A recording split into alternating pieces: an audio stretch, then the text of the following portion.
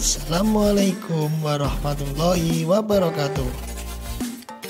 Perkenalkan, nama saya Edi Siswanto dari SDIT An-Najah Jatinong, calon guru penggerak Angkatan 7 Kabupaten Klaten.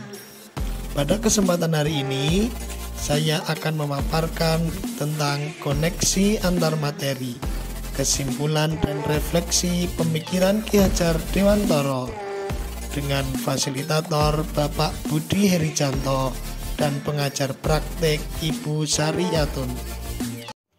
1. Apa yang Anda percaya tentang murid dan pembelajaran di kelas sebelum Anda mempelajari modul 1.1? Dalam mempraktikkan pembelajaran di kelas, saya masih kesulitan untuk mendesain pembelajaran yang berpusat pada murid. Masih sering saya menyampaikan materi sesuai target tanpa memperhatikan perasaan siswa, kemampuan, dan bakatnya. Saya juga mengharuskan semua siswa untuk menguasai semua materi yang saya berikan dengan mendapatkan nilai sesuai KKM yang ditetapkan. Saya juga jarang sekali melakukan refleksi dari pembelajaran yang sudah saya lakukan, sehingga saya tidak mengetahui sejauh mana keberhasilan dari proses pembelajaran yang saya lakukan. Yang kedua, dalam pembelajaran saya masih berasumsi bahwa hasil akhir pembelajaran adalah segalanya, tanpa melihat proses siswa dalam belajar, sehingga muncul pemikiran bahwa anak yang nilainya bagus dikatakan pandai dan meremehkan anak yang kemampuannya rendah.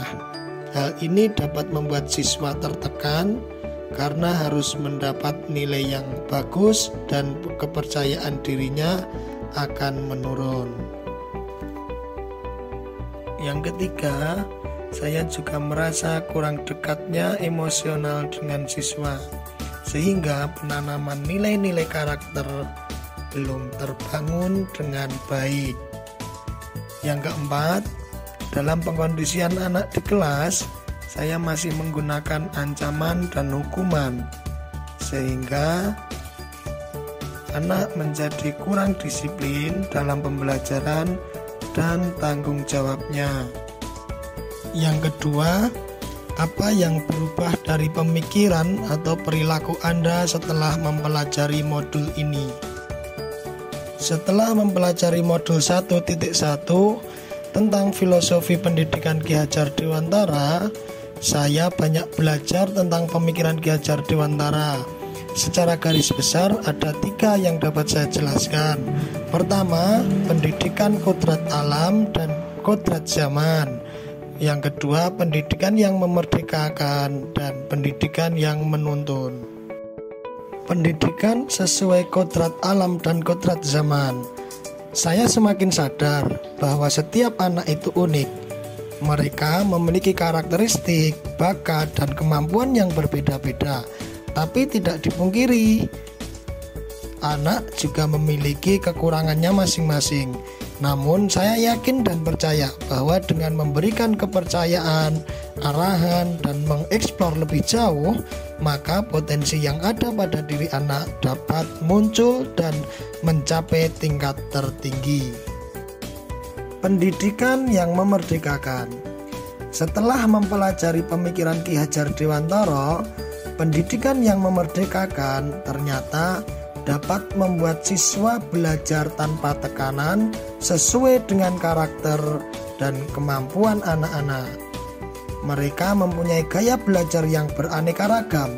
Ada yang audiovisual, sampai pada kinestetik. Tugas guru hanyalah untuk mendesain pembelajaran yang mampu mengakomodir gaya belajar anak yang beraneka ragam tersebut. Strategi yang saya lakukan adalah mengidentifikasi karakteristik siswa, mengetahui hambatan, kemajuan, dan tingkat perkembangan siswa dalam belajar. Selain itu, Saya juga melakukan pendekatan dengan berbagai metode belajar yang variatif agar dapat membuat siswa senang, semangat, dan mengikuti pelajaran dengan sebaik-baiknya. Pendidikan yang menuntun. Saya menyadari bahwa sebagai pendidik tidak bisa memaksakan kehendak kita untuk diikuti oleh anak. Ibarat seorang anak adalah bagikan kertas putih yang sudah ada coretan yang halus. Tugas seorang guru hanyalah menebalkan tulisan-tulisan itu sehingga menjadi tulisan yang jelas. Hal itu sama dengan seorang guru harus mampu untuk menuntun siswa sesuai bakat, minat, dan kemampuannya. Oleh sebab itu, saya berusaha untuk menciptakan suasana belajar yang menyenangkan, apalagi pada tingkat sekolah dasar, yang notabene masih pada masanya untuk bermain dan mengembangkan potensi-potensinya. Guru akan berperan sebagai model yang akan selalu dilihat dan ditiru oleh seluruh siswa, baik dari perkataan sampai dengan perbuatan. Untuk itu, saya harus menjadi teladan yang baik bagi siswa dalam menanamkan budi pekerti, serta menjadi pendidik yang berprinsip ing ngarsa sung tulodo, ing madya mangun karso, tutwuri handayani.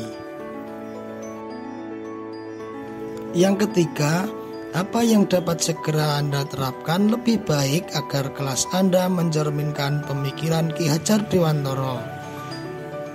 Saya akan segera untuk berubah lebih baik lagi dengan cara berusaha menjadi teladan bagi siswa baik perkataan maupun perbuatan. Kemudian melakukan pembiasaan pendidikan karakter secara berkelanjutan, juga merancang pembelajaran yang berpihak pada murid dan menyenangkan. Selain itu, saya juga akan melakukan pendekatan emosional kepada siswa dengan saling berbagi cerita dan memotivasi kepada anak-anak.